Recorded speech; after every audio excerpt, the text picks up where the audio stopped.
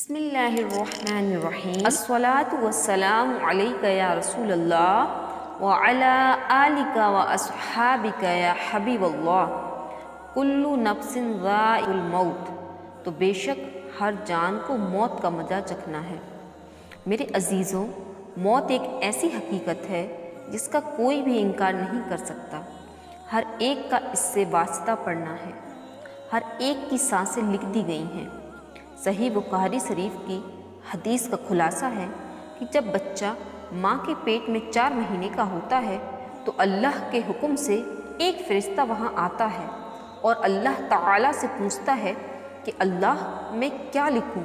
تو اللہ تعالیٰ فرماتا ہے کہ 4 چیزیں لکھ دے۔ اس میں ایک اس کا عمل ہوتا ہے، دوسرا اس کا رزق، تیسرا کتنے عرصے تک زندہ رہے گا، یعنی اس کی زندگی لکھ دی جاتی ہے، اس کی سانسیں لکھ دی جاتی ہیں، اور چوتھا یہ کہ سعید ہوگا یا شقی ہوگا۔ پتہ چلا کہ دنیا میں پیدا ہونے سے پہلے ہی لکھ جاتا ہے کہ اس کی کتنی سانسیں ہیں، اس کو کب تک اس دنیا فانی میں رہنا ہے اور کب اس سے رخصت ہونا ہے۔ پیارے نبی صلی اللہ علیہ وآلہ وسلم نے ارشاد فرمایا، مومن کو تو موت شہد ملے ہوئے ٹھنڈے پانی سے بھی زیادہ محبوب ہوتی ہے، لہٰذا ہمیں بھی موت محبوب ہونی چاہیے، کیونکہ مرنے کے بعد اللہ کی رحمتیں شامل حال رہیں تو جنت کے نظارے ہوں گے، قبر میں راحت ہی راحت ہوگی، اور سب سے بڑی بات یہ کہ حضور جان عالم صلی اللہ تعالی علیہ وآلہ وسلم کا دیدار بھی نصیب ہوگا۔ کسی بزرگ کا بڑا پیارا شعر ہے کہ اب تو پائے ناج سے میں اے فرشتوں کیوں اٹھوں، مر کے پہنچا ہوں میں اس دل ربا کے واسطے۔ اب اگر ہمارے گھر میں میت ہو جاتی ہے تو ہمیں کیا کرنا چاہیے؟ سب سے پہلے تو یہ کہ اگر کوئی نجآ کے عالم میں ہو تو اس کے سامنے بلند آواز سے کلمہ طیبہ کا ورد کریں۔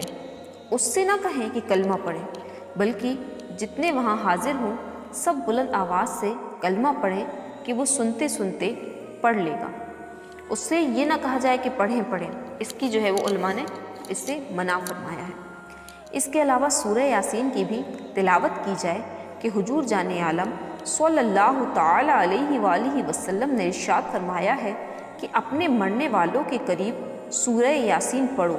اب اگر روح جسم سے پرواز کر جاتی ہے تو میت کے دونوں پیروں کے انگوٹھے آہستگی سے بڑے آرام سے باندھ دیجیے تاکہ پیر پھیلے نہ رہیں، اور اسی طرح ہاتھ بھی سیدھے کر دیجیے، اور آنکھیں اگر کھلی ہوں تو انہیں بھی بند کر دیجیے، اور سر کو داہنی طرف جو ہے وہ کر دیجیے۔ یہ سب جو ہے وہ میت کے ساتھ کر دیجیے، کیونکہ اس وقت جو ہے وہ یہ کام آسانی سے ہو جاتے ہیں۔ اکثر دیکھا جاتا ہے کہ جب میت گھر میں ہو جاتی ہے تو بہت زیادہ رونا دھونا شروع کر دیا جاتا ہے، اور عورتیں اس قدر آواز سے روتی ہیں کہ سارے محلے میں شور ہو جاتا ہے۔ ایک حدیث پاک میں آپ کو سنانے جا رہی ہوں، بڑے توجہ سے اس کو سنیے گا۔ حضرت عبداللہ ابن عمر رضی اللہ تعالی عنہ نے کہا کہ رسول کریم علیہ الصلاۃ والسلام نے فرمایا کہ خبردار ہو کر سن لو کہ آنکھ کے آنسو اور دل کی تکلیف کے سبب خدائے تعالیٰ عذاب نہیں فرماتا، اور زبان کی طرف اشارہ کر کے فرمایا لیکن اس کے سبب عذاب یا رحم فرماتا ہے، اور گھر والوں کے رونے کی وجہ سے میت پر عذاب ہوتا ہے۔ تو یہ عذاب کب ہوتا ہے؟ اس کی جو ہے وہ حضور جان عالم صلی اللہ علیہ وآلہ وسلم نے بیان فرمایا، زبان کی طرف اشارہ کر کے فرمایا ہے، یعنی اگر یہ میت اپنی زندگی میں وصیت کر جاتی ہے کہ جب میں مر جاؤں تو مجھ پر رویا جائے، تو اس رونے پر اس میت کو عذاب ہو سکتا ہے۔ اور دوسرا یہ کہ جب وہ زندہ ہو اور لوگ کسی دوسری میت پر رو رہے ہوں اور یہ منع نہیں کرتا تھا، تو اب اگر اس پر رویا جائے گا تو اس کو عذاب ہو سکتا ہے کہ اس نے زندگی میں دوسروں کو منع نہ کیا تھا کہ یہ غلط ہے، تو اس کو جو ہے وہ عذاب ہو سکتا ہے۔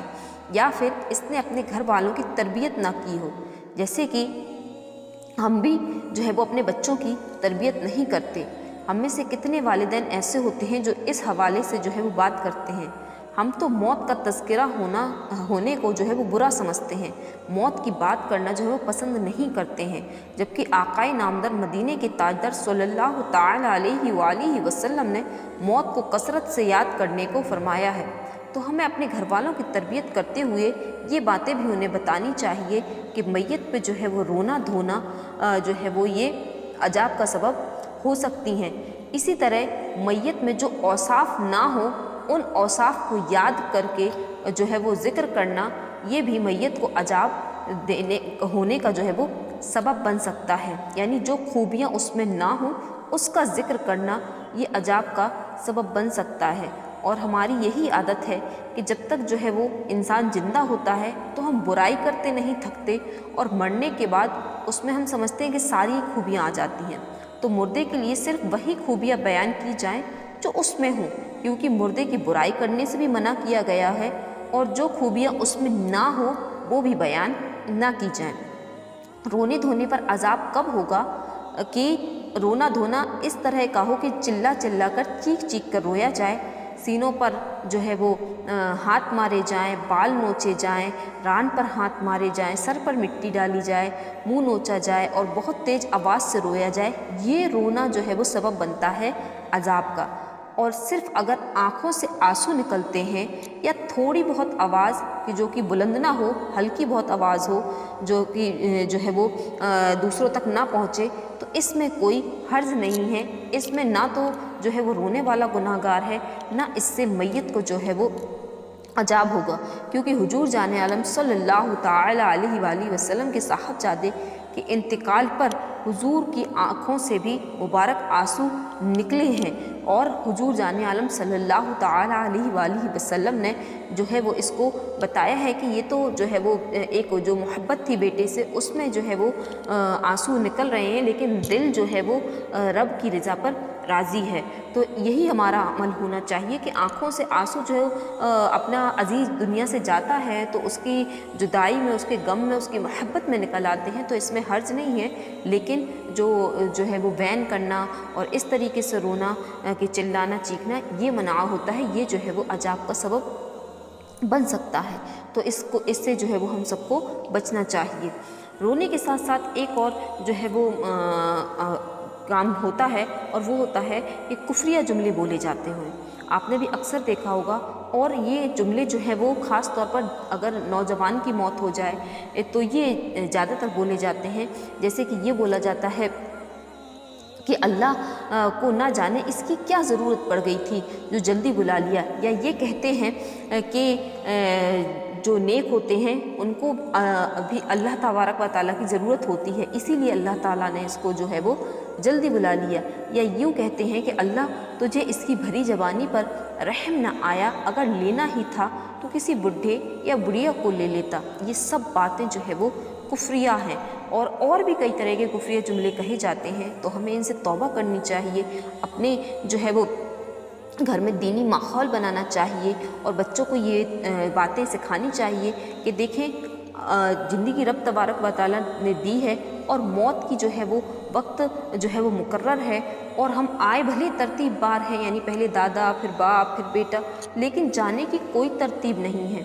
जब जिसका बुलावा आ गया, जब जिसकी सांसें ख़त्म हो गई, तो उसको जो है वो जाना है। तो ये हमारी तरबियत होनी चाहिए, और हमें इल्म दीन ज़रूर सीखना चाहिए, अपने बच्चों को सिखाना चाहिए, ताकि हमारी दीन और दुनिया दोनों सबरें। तो ये तो हुई कुछ बातें। और इसी के साथ साथ जब मैयत घर में हो तो हमें जो है वो इस तरह की बातें ना करते हुए उसके पास बैठकर तिलावत कुरान, दरसो बयान, दुरूद पाक, नाज शरीफ और ज़िक्र अस्कार करना चाहिए, जो कि मैयत के लिए राहत का सबब बनेगी, क्योंकि अल्लाह का ज़िक्र करने से रहमत का नुज़ूल होता है, तो उससे मैयत को बड़ी राहत होगी। तो ये सब काम हमको जो है वो करने चाहिए। इसके जो बात के मामलात होते हैं, नमाज जनाजा, तदफीन वगैरह, और कब्र पर तलकीन करना, कब्र पर अज़ान वगैरह, ये सब जो है वो मर्द हजरात करते हैं, और ये घर के बाहर होता है। तो मेरा जो आज का टॉपिक था वो घर में क्या किया जाए। फिर इसके बाद एक चीज़ जो मैं आपको बताती चलूँ, मैयत के लिए चिराग जलाया जाता है। तो इस चिराग जलाने की कोई शरई हैसियत नहीं है, इससे मैयत को कोई सवाब नहीं मिलता है। इसके अलावा या इसको ना करके آپ میت کے لیے زیادہ سے زیادہ ایصال ثواب کیجیے گا، اس سے میت کو جو ہے وہ فائدہ بھی حاصل ہوگا اور درجے بھی یقیناً بلند ہوں گے۔ تو اللہ عز و جل سے دعا ہے کہ ہم نے جو کچھ بھی سنا اس کو یاد رکھنے، عمل کرنے کی توفیق عطا فرمائے، اور اللہ عز و جل سب کی قبروں کو روشن فرما دے۔ اللہ عز و جل ہم سب کی قبروں کو نور اللہ نور کر دے، اور دنیا میں رہ کے ہم سب کو ایسے کاموں کی توفیق عطا فرمائے جس سے قبر میں روشنی ہوتی ہو۔ آمین بجاہ النبی الامین صلی اللہ تعالی علیہ وآلہ وسلم۔